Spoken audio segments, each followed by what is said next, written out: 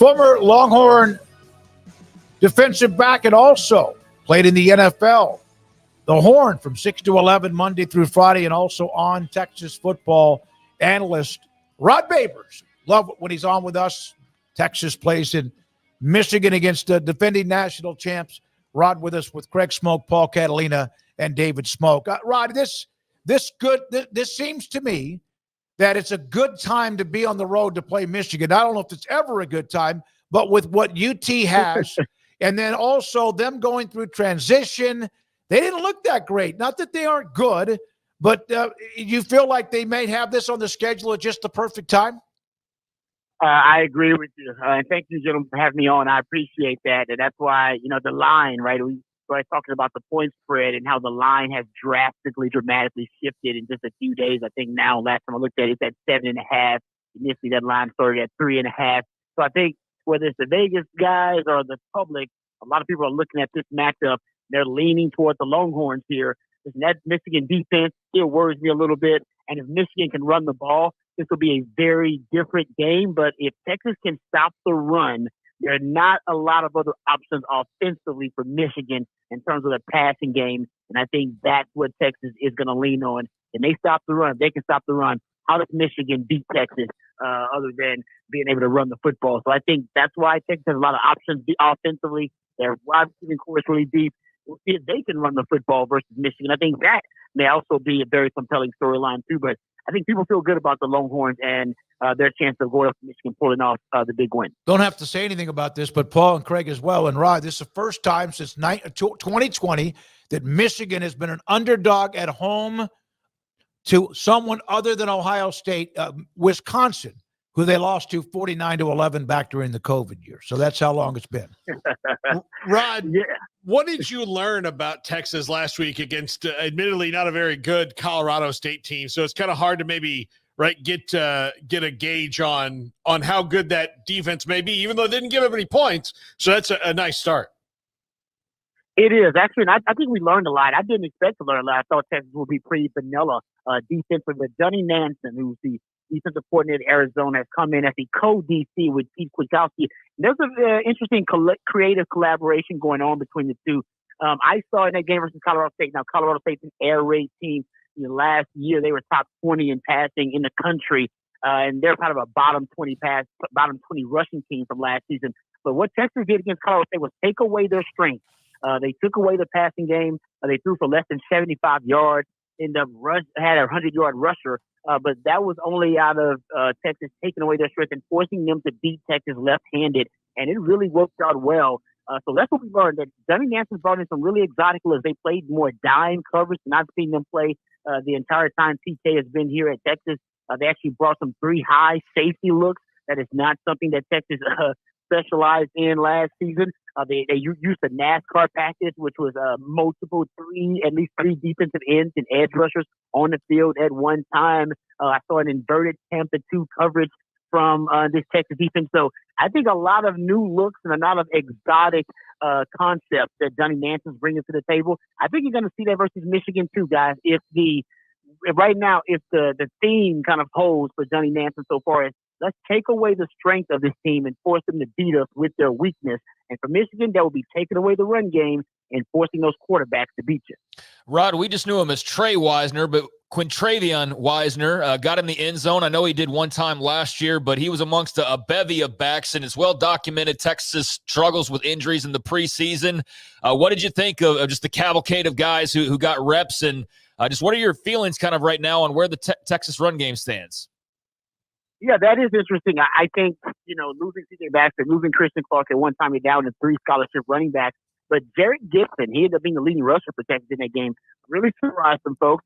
Trey Wisner is no surprise. They've been talking about Trey Wisner for a while, guys. I got a chance to interview him. He's mature beyond his years. He's been waiting for this moment.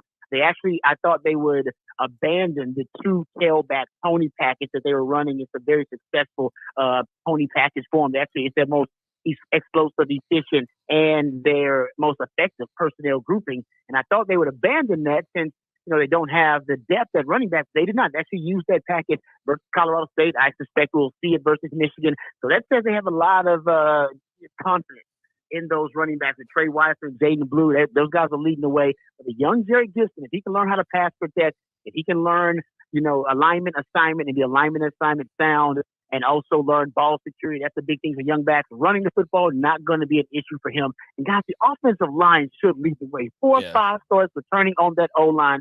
Cam Williams won a co-SEC Offensive Lineman of the Week, and he's the new starter at right tackle for Texas. That offensive line could be a Joe Moore Award-worthy offensive line this year.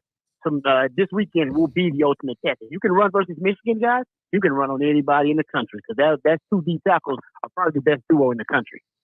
Rod, what if I told you that when Trey Wisner was a sophomore in high school and the most dynamic player on the field, the biggest problem he had was he was not confident at all, and some of the better teams roughed him up a little bit until the switch finally went on?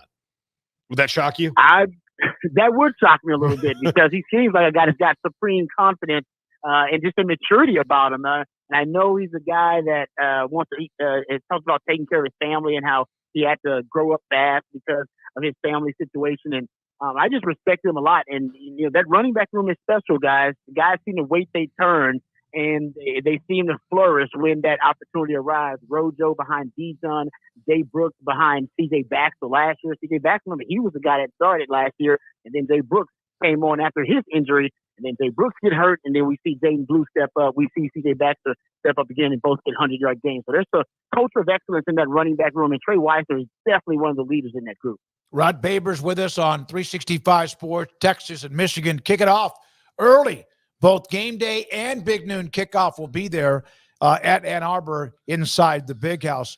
When you look at what Texas lost up front, and of course, you mentioned Jansen and what they have along with their coaching staff. They still have some dudes. They may not have who they had, but how impressed were you with how disruptive they were in the defensive front? With Texas, losing Devondre Sweat and losing Byron Murphy, that's a huge loss. I mean, that was the best D-tackle duo in the country, probably second best all time for Texas behind Casey Hampton and Sean Rogers. So the truth is, they weren't really tested, that defensive front. Justin Marshall, the running back from Colorado State, did rush for over 100 yards. They weren't very efficient, but they didn't run to the outside, guys. They didn't run to the edges, not through the C and D gap. Most of that damage was done through the A and the B gap. So that is a concern going into the Michigan game. They want to play power football. They're going to run downhill. They're going to run duo.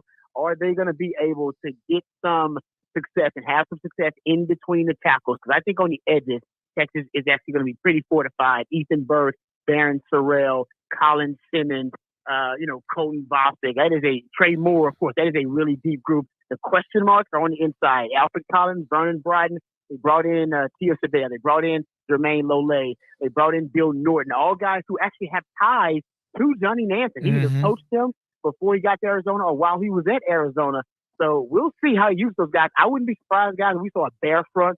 We saw 5 down linemen potentially. Johnny Nansen's really creative and aggressive, and I think he's going to really use some of those defensive lines. We may only see a lot of base personnel, may not see that much nickel. Don't be surprised if Dave Barron ends up lining up over the top of Colston Loveland. Guys, their passing game runs through Loveland. He is the tight end, maybe the best tight end in the country. 9 targets versus Fresno State, caught 8 of them, 5 first downs / touchdowns, 4 first downs and a touchdown, guys. They had, how about this? They had two 20-yard plays in that game. One of them was to Loveland. They had 6 plays of 10 yards or more, 4 of them to Loveland. Dave Barron might be moving around at safety, corner, or nickel just to match up with him. Watch that. That's pretty big for Texas. Rod, I think this Ryan Wingo kid might be pretty good. Just no newsflash there, just spoil it for everybody. But in all seriousness, they had to revamp this wide receiver core. They did that through recruiting and the portal, and it was a successful look for many guys on Saturday. What were your first impressions? Wow, that's it. Wow was my first impression. That's a deep group, guys. I'm a DB, so that's a nightmare scenario. And think about it. We were worried about how they were going to fill in different roles, the target share with that group because they're so deep.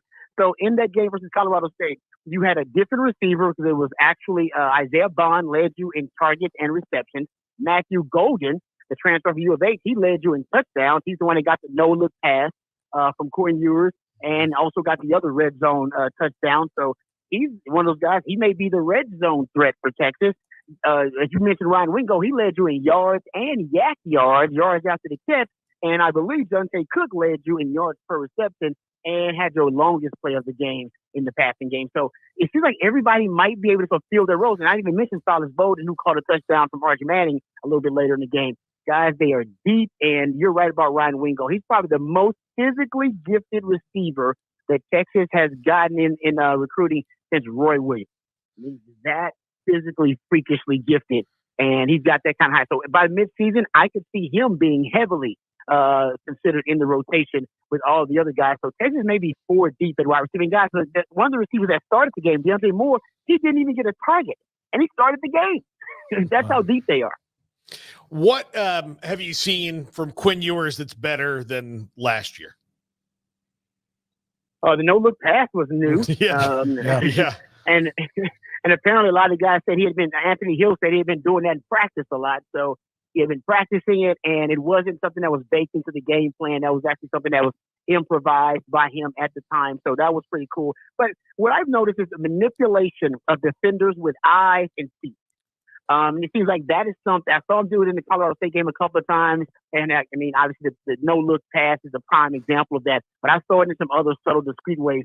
That's relatively new for Quinn. That's something he's added. And something else I think he is trying to add, and he'll play a big role in this Michigan game, guys, is stepping up in the pocket and pocket presence. When they asked Sark, what does Quinn need to work on? He specifically said pocket presence, getting deeper into progressions, not abandoning the pocket, getting deeper into the progressions, not just to 1 to 2 to 3, but getting to 4 and 5. And to do that, you got to feel the pressure of being able to create time and space in the pocket, be a pocket scientist. And that's what he's working on. He said he naturally steps up when he uses play action, but he doesn't naturally step up in the pocket with his straight drop back situation. And that leads to lazy footwork. He's got the golden arms. He can make all the throws. But when he steps up in the pocket, he naturally steps into those throws and avoids some of that lazy footwork and those lazy mechanics. And that's going to be big in this game because Wink Martindale, we all know nobody is as blitz happy as him. He might be the blitz happiest defensive coordinator at the college or the pro level. And he's going to bring the pressure to Quinn. There were only 2 plays where Quinn started pressure in that game versus Colorado State, guys. And they were the 2 worst plays he had, the interception and the sack.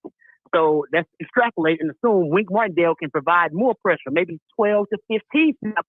How's Quinn going to handle it? Is it going to be a bad play half the time, a sack or an interception or a negative play? If that's the case, that's a bad sign for Texas. So how Quinn handles pressure, that's what the scouts want to see. His pressure to sack rate last year was above 25%. That's something you gotta work on. They want to see how you handle pressure at the level, and you won't have a better situation in this game against NFL players with an NFL defensive coordinator on the biggest stage. You know, I saw this note earlier today, and I wish I could credit who I saw put it out there. This will be the largest crowd that UT will ever have played in front of. I don't know what the crowd was when they beat USC for the national title. I know that when they played Alabama, over 100,000. Ohio State that year they won the national title was 105,000. So this will be the largest crowd they've ever played in front of. But Rod, my I guess memory is that UT and some of their greatest wins have been road games in some of the most difficult places to play, and even sometimes when they weren't very good.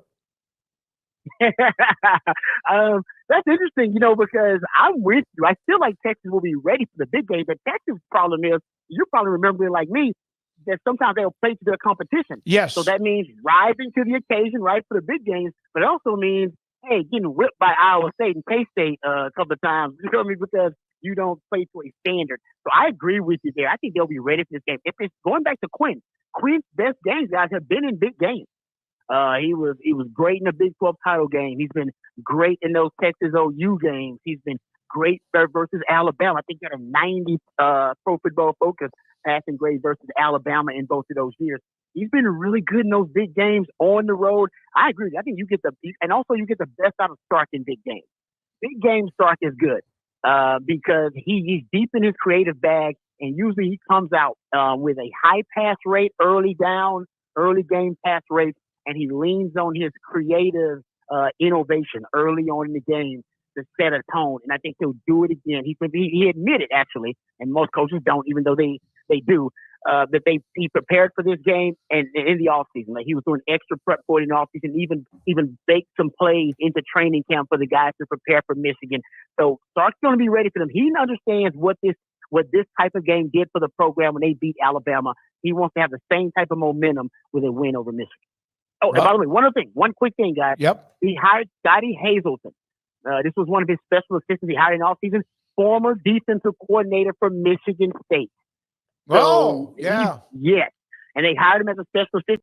He's been working with the Nickelbacks all offseason long. That's going to be, I think, a huge advantage for Texas, too. They didn't go into this thing blind. They had familiarity with that Michigan staff and with that Michigan scheme. That's very nice nugget. And that's what you can do these days. It's kind of like trading for a guy that was released by a team that you're about to play, because you never know what insight and some special nuggets you might get. Rod, it's great to have you on. Cannot wait to see that game. Look forward to it. Michigan, will they have that championship pride and maybe play a little bit better than we saw this past weekend in Texas and trying to win a game in front of the largest crowd they've ever played in front of? Rod, thank you very much for your time, and have fun this week. Thanks, gentlemen. I appreciate you guys. Always a pleasure. You too. Rod Babers on 5 hours on the Horn earlier in the day, and then also a part of Texas football as well as an analyst